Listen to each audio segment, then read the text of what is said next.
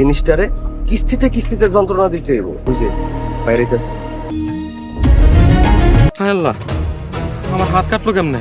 ৩০ কোটি টাকার সম্পত্তি আর একটা গোপন চাল, কার রক্তে ভিজতে চলেছে এই বাড়ির মাটি। সত্যের মৃত্যু নেই নাটকের এই পর্বটি শুধু পারিবারিক টানাপোড়েনের গল্প নয়, এর প্রতিটি দৃশ্যে লুকিয়ে আছে গভীর ষড়যন্ত্রের ক্লু। শুরুতেই খেয়াল করুন, গ্রাম থেকে শহরে আসা সরল মানুষগুলোর মাঝে হঠাৎ বিশাল সম্পত্তি পাওয়ার যে চমক, তাতেই লুকিয়ে আছে বড় কোনো ফাঁদ। আপনারা কি লক্ষ্য করেছেন সাদেক দারোয়ানের সাথে মুগ্ধর কথোপকথনের দৃষ্টিটি? সামান্য কথায় দুই বাড়ির আনুমানিক বাম ৩০ কোটি টাকা শুনেই মুগ্ধর শরীর খারাপ হওয়ার ভান করে পানি যাওয়া। এটা কি শুধুই অবাক হওয়া, নাকি বিপুল অর্থের লোভে হঠাৎ নতুন চক্রান্তের বীজ বোনা? এখন আসি জহির আর শাহানার মধ্যকার সেই গোপন নাটকে। জহির দাবি করছে সে শাহানাকে মুখে মুখে তালাক দিয়েছে, কিন্তু খালামা তাকে বাড়িতে ঢোকানোর পরই শাশুড়ির আড়ালে ভাবির সাথে কি চুক্তি হলো? ১ বিঘা জমি আর বড় অঙ্কের লোভে জহির এখন ডাবল এজেন্ট। একদিকে সৎ সেজে খালাম্মার বিশ্বাস অর্জন, অন্যদিকে গোপনে ভেতরের খবর পাচার করা। একজন মানুষের চরম অভাব কিভাবে তাকে নীতিহীন চক্রান্তকারী বানিয়ে দেয়, জহিরের মনস্তাত্ত্বিক রূপান্তর তার বড় প্রমাণ। কিন্তু আসল খেলা তো শুরু হলো রাস্তায়। মুগ্ধ যখন টুপি পাঞ্জাবি পরে অত্যন্ত শান্তভাবে নামাজ পড়ে ফিরছিল, ঠিক তখনই কি এক রহস্যময় ঘটনা ঘটল। দুজন অপরিচিত লোক ধাক্কা দিল এবং তার হাতে ব্লেড বা ছুরির পোঁচ লাগল। সবাই এটাকে কিশোর গ্যাংয়ের কাজ বলে চালিয়ে দিল বটে, কিন্তু ড্রামা ডিটেকটিভের চোখকে তো ফাঁকি দেওয়া যাবে না। মুগ্ধকে মানসিকভাবে দুর্বল করতে এবং ঢাকা শহরকে তার কাছে ভীতিকর বানিয়ে গ্রামমুখী করার জন্য কি পেছন থেকে কোনো অদৃশ্য হাত এই কিস্তিতে কিস্তিতে যন্ত্রণা দেওয়ার ছক কষছে? অন্যদিকে নাটকের সবচেয়ে আবেগঘন দৃশ্য ছিল জুয়ারি তৈবরের নিজের বাড়িতে ফিরে আসা এবং বোন মিমের তীব্র প্রতিবাদ। জুয়ারের নেশা কিভাবে একটি সুসংগঠিত পরিবারকে দেউলিয়া করে রাস্তায় বসায়, তৈবর তার জ্বলন্ত উদাহরণ। বাবার মুখে তেজ্য করার হুমকি আর বোনের ক্ষোভ, এ যেন আমাদের সমাজেরই প্রতিচ্ছবি। তবে তৈবরের শেষ কথাটি খেয়াল করেছেন? মরার পর কে মাটি দেয় দেখুন মনে।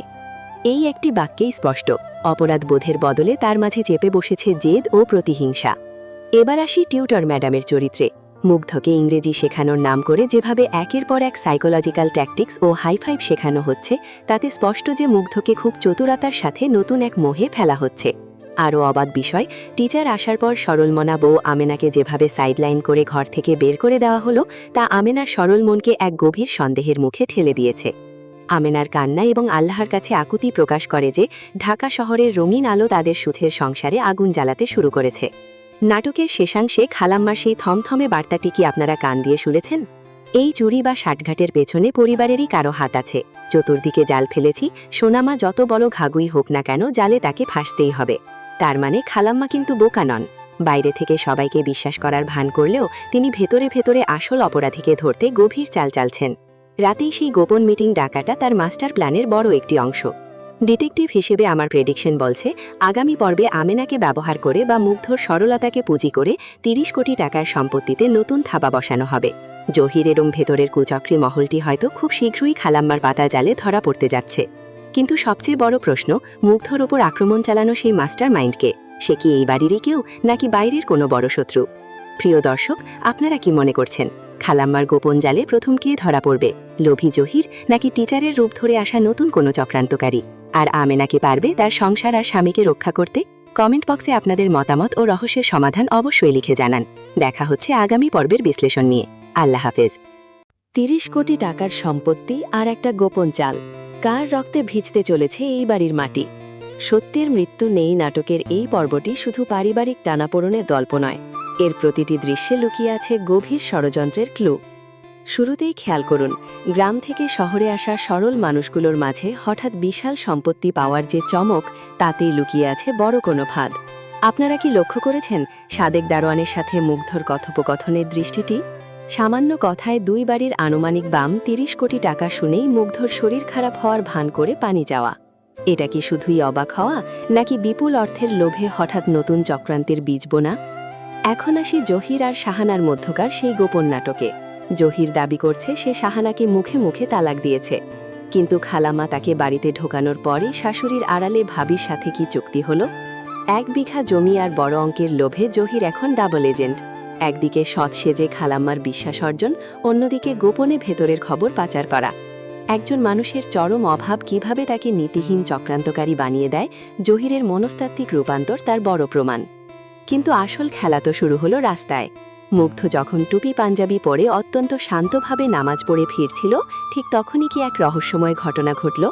দুজন অপরিচিত লোক ধাক্কা দিল এবং তার হাতে ব্লেড বা ছুরির পোঁচ লাগল। সবাই এটাকে কিশোর গ্যাংয়ের কাজ বলে চালিয়ে দিল বটে, কিন্তু ড্রামা ডিটেকটিভের চোখকে তো ফাঁকি দেওয়া যাবে না। মুগ্ধকে মানসিকভাবে দুর্বল করতে এবং ঢাকা শহরকে তার কাছে ভীতিকর বানিয়ে গ্রামমুখী করার জন্য কি পেছন থেকে কোনো অদৃশ্য হাত এই কিস্তিতে কিস্তিতে যন্ত্রণা দেওয়ার ছক কষছে? অন্যদিকে নাটকের সবচেয়ে আবেগঘন দৃশ্য ছিল জুয়ারি তৈবরের নিজের বাড়িতে ফিরে আসা এবং বোন মিমের তীব্র প্রতিবাদ। জুয়ারের নেশা কিভাবে একটি সুসংগঠিত পরিবারকে দেউলিয়া করে রাস্তায় বসায়, তৈবর তার জ্বলন্ত উদাহরণ। বাবার মুখে তেজ্য করার হুমকি আর বোনের ক্ষোভ, এ যেন আমাদের সমাজেরই প্রতিচ্ছবি। তবে তৈবরের শেষ কথাটি খেয়াল করেছেন? মরার পর কে মাটি দেয় দেখুন মনে। এই একটি বাক্যেই স্পষ্ট, অপরাধ বোধের বদলে তার মাঝে চেপে বসেছে জেদ ও প্রতিহিংসা। এবার আসি টিউটর ম্যাডামের চরিত্রে। মুগ্ধকে ইংরেজি শেখানোর নাম করে যেভাবে একের পর এক সাইকোলজিক্যাল ট্যাকটিক্স ও হাইফাইভ শেখানো হচ্ছে, তাতে স্পষ্ট যে মুগ্ধকে খুব চতুরতার সাথে নতুন এক মোহে ফেলা হচ্ছে। আরও অবাক বিষয়, টিচার আসার পর সরলমনা বউ আমেনাকে যেভাবে সাইডলাইন করে ঘর থেকে বের করে দেওয়া হলো, তা আমেনার সরল মনকে এক গভীর সন্দেহের মুখে ঠেলে দিয়েছে। আমেনার কান্না এবং আল্লাহর কাছে আকুতি প্রকাশ করে যে ঢাকা শহরের রঙিন আলো তাদের সুখের সংসারে আগুন জ্বালাতে শুরু করেছে। নাটকের শেষাংশে খালাম্মার সেই থমথমে বার্তাটি কি আপনারা কান দিয়ে শুনেছেন? এই চুরি বা ষাটঘাটের পেছনে পরিবারেরই কারো হাত আছে। চতুর্দিকে জাল ফেলেছি, সোনামা যত বড় ঘাগুই হোক না কেন, জালে তাকে ফাঁসতেই হবে। তার মানে খালাম্মা কিন্তু বোকা নন। বাইরে থেকে সবাইকে বিশ্বাস করার ভান করলেও তিনি ভেতরে ভেতরে আসল অপরাধীকে ধরতে গভীর চাল চালছেন। রাতেই সেই গোপন মিটিং ডাকাটা তার মাস্টার প্ল্যানের বড় একটি অংশ। ডিটেকটিভ হিসেবে আমার প্রেডিকশন বলছে, আগামী পর্বে আমেনাকে ব্যবহার করে বা মুগ্ধর সরলতাকে পুঁজি করে ৩০ কোটি টাকার সম্পত্তিতে নতুন থাবা বসানো হবে।